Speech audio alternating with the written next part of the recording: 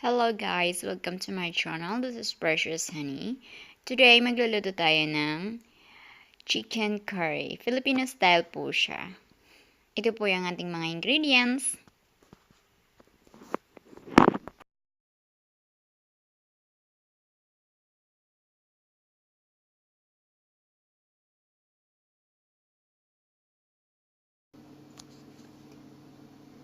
Hello mga palangga ko!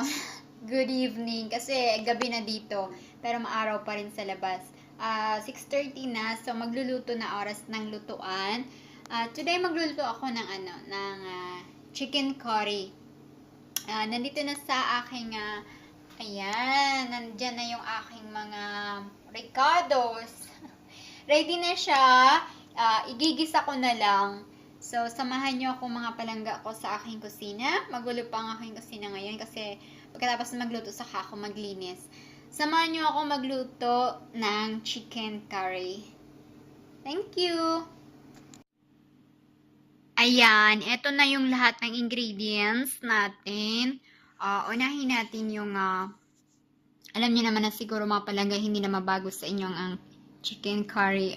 Filipino style chicken curry. I have bell pepper. I don't have green bell pepper, so I use red bell pepper. Carrot. Potato. Garlic, onion, ginger. Meron akong scallions. And, of course, yung chicken natin. This is a whole chicken.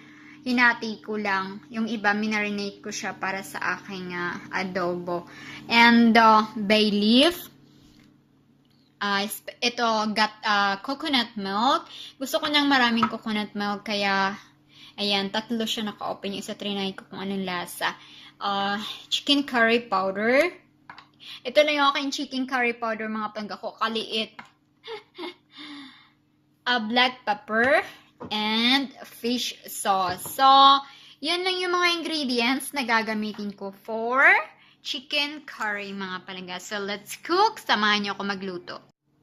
Ayan, mag-start na tayong magluto, mga palangga.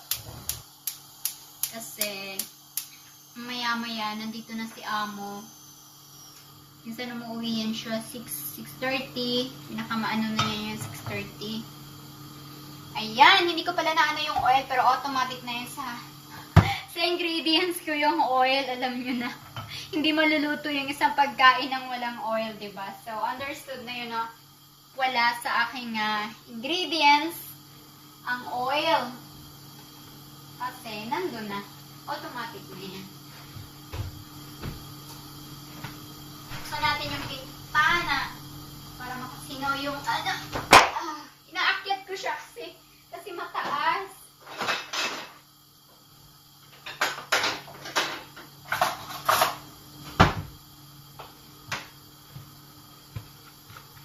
So, ayan. Magluto na tayo. Ayoko yung pot na, to. Gamitin natin yung isang pot. Dumidikit kasi ito kaya ayoko. Kalimutan ko, mali pala yung pot ko. Palitan ko lang mga palangga.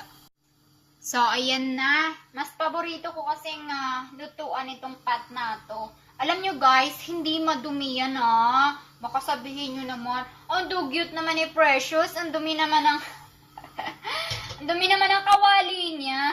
Mga palangga, normal lang yan sa kawali palangga na. Sabi nga ni Habi, the more, diba? Ulit-ulitin ko, bawat luto ko. Gusto ko tong kawali na to. Kaso, mukhang madumi siya. Pero hindi yan madumi, mga palangga.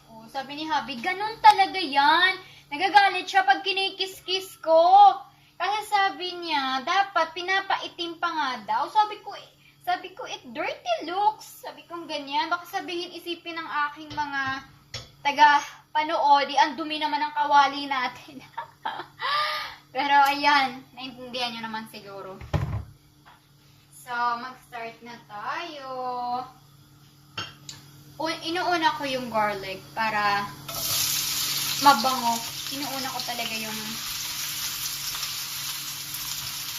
para bumango talaga siya. Parang konti ata yung chicken powder. Curry powder ko.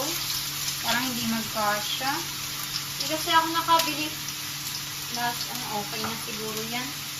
Hindi ako naka-prepare. Kunti lang pala yan. Maliit lang. Ayan, mapadami na naman ang kain. Diyos ko, Lord. Ang tiyan, lumulubo na lang dahil kakakain ng kanin. Si Habi, tumataba. Tumataba siya lalo dahil sa, pinapakain ko siya lagi ng kanin. Hindi naman maiwasan kasi. Naaawa naman ako pag hindi ko siya i-feed. Hindi i-feed. Ano yan, baboy? Hindi i-feed. Kasi nakasanay simula ng magkaano kami niyan, magkasama kami talaga niyan. Na na siya ng kanin. Kaya alam nyo, binabudget ko yung kanin niya. Pero alam nyo, pag konti lang nilalagay ko, nakukonsensya. Nakukonsensya ako kasi alam ko gusto niya pang kumain. Kaya sabihin ko ngayon, babudgetin ko yung kanin niya, sabi ko. Pero pagdating na ng kainan, mga palangga, hindi ko magawa. Sabihin ko sa kanya, meron pa doon kung gusto mo. Ano ba talaga? Dinadiet, pero pinapabayaan din naman kumain. Nakaawa ako, nakukonsensya kasi ako pag sabihin ko sa kanya na tinatakalan ko siya ng kanin. Yun lang, kakainin niya. Pero, kasi dinadamihan ko siya ng more on ulam kaysa kanin. Tinatakal ko nga eh. Pag tinatakal ko, yun din, hubusin din naman niya. Pero sa isip-isip ko, baka gusto niya pa. Kaya hindi ko matiis, sinasabi ko din, meron pa doon. Minsan kahit hindi kanin, pag ulam pa, sinasabi ko, meron pa doon. Sabi ko, gusto mo pa? Ayan, sasandok din naman siya. Kaya, wala, sira din yung, hindi ko siya kayang i-control. Sabi niya nga sa akin, i-control mo ko, sabi niya. Paano kita i-control? Pwede kang i-remote na i-control kita. Ayan, onion na tayo. Parang konti talaga yung aking powder. Pero bahala na ako naman. Tama na pag naluto na to. Ayan, dadating na siya. Ang hirap kaya mag-diet. Kayo nga. Kaya nyo mag-diet. Nagsalita ang malaki ang tiyan. Hindi kaya po. Hindi po kaya ng walang hindi kanin. Kayanin ko hindi mag-breakfast, mag-lunch, kape lang ako. Pero pagdating sa gabi mga palangga, kailangan ko magluto. Kasi may pinapakain ako. Pati din naman ako nakain din ng madaig. Diyos ko Lord, kanin na to, kanin. Kaya pag rice na talaga, go. Walang patawad. Ito na yung curry ko. So, na-fried na natin siya. Pwede na natin ilagay yung ating chicken. Ang iba, inuuna nila yung curry powder. Kahit ano naman. Para bumango daw. So, sige, unahin natin yung unahin natin yung curry powder kaysa chicken. Para masasangkot siya yung chicken sa powder. Ayan. Madami pa to, kasya pa. Ayan, madai pa pala.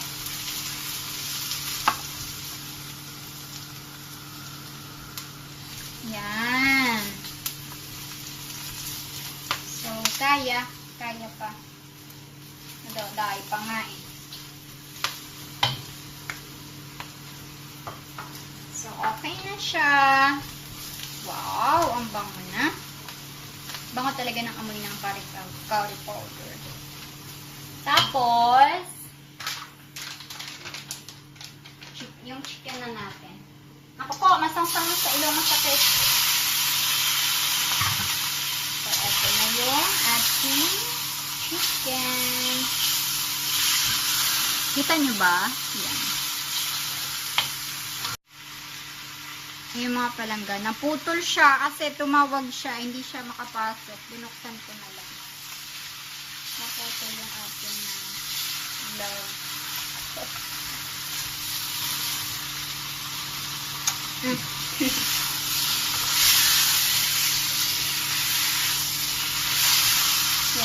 Sasangkot siya muna natin siya.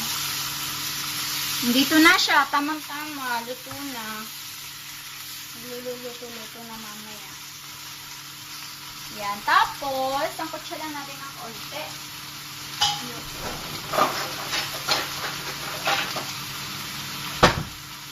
Mabango na siya. Lagay na natin yung laurel para bumango pa. Wow, ang sarap naman.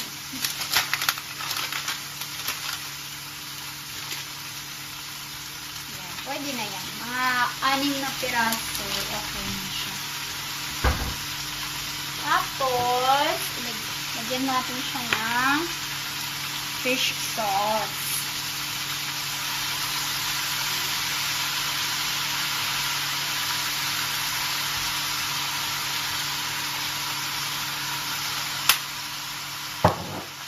Tsansa lang. Bango pag fish sauce ang ginamit ng sangkot siya. Kita nyo ba? Yan.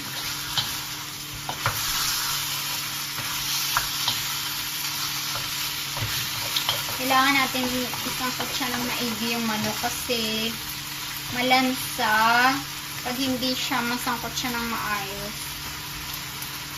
Gusto ko sa manok is talagang lutong-luto siya bago natin ilagay yung mga gata. Kasi pag hindi nasangkot siya, malansa yung manok. Naranasan ko na nang kumain ng hindi masyadong nasasangkot siya. Ako talaga pag nagluto, sangkotsyado lahat. Ma-beef man yan o ano. Lagyan na natin siya ng pepper. Si Habi, gusto niya maraming paminta.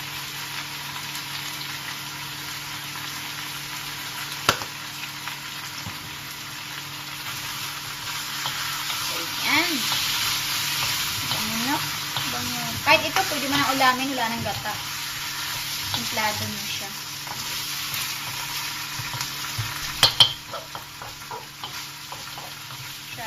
Ano muna natin siya, like mga sangkot siya ng mga 5 minutes para hindi talaga malansa mga palangga. So, okay na siya. Pwede na natin siyang lagyan ng coconut milk kasi sangkotsyado na talaga siya. Malamang wala na yung lansa kasi mahaba na rin yung minuto ng pagsasangkot siya.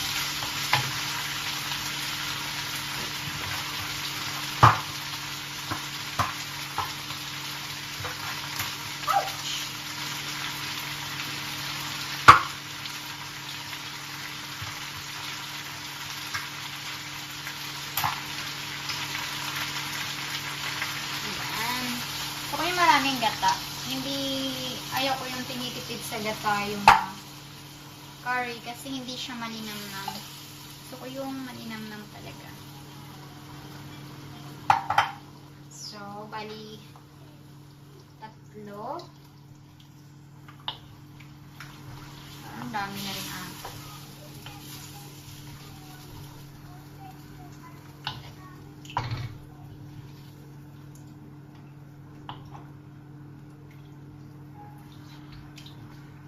pakukuluin pa natin siya eh. So, bababa pa yan. Yan po ay walang halong tubig, kundi puro gata lang siya.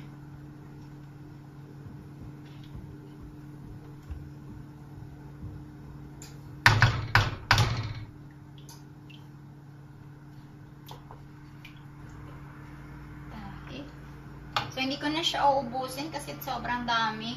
Hindi naman baboy yan ang pwedeng pakuluan ng pakuluan. So, okay na yan.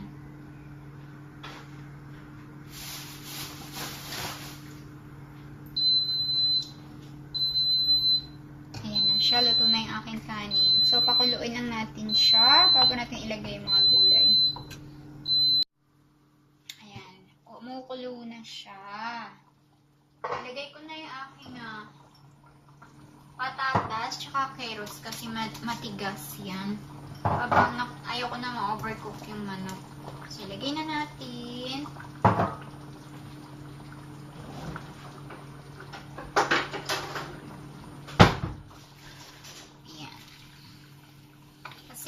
overcook din yung manok, hindi rin siya masarap.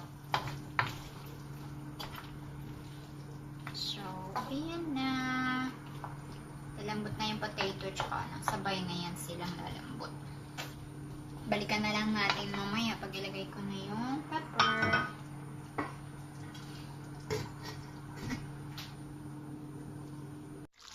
Ayan na siya mga palangga. Ano na yung tubig niya. Konti na lang. So, pwede na natin ilagay yung bell pepper. Yan.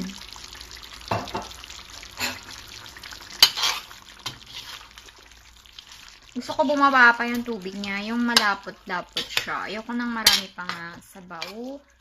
Hindi, maraming sabaw. Ayoko nang masabaw. Gusto ko lang yung malapot lang. Pababain pa natin.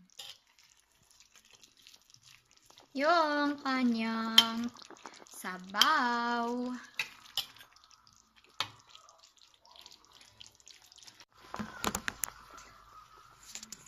Ayan na siya mga langga. Luto na. Gulo ang aking camera. Ayan na siya mga palangga. Luto na ang aking chicken curry. Lagay ko na yung scallions. So, like 2 minutes, pwede na. Luto na siya. Nadurog na. Kakahalo. OMG.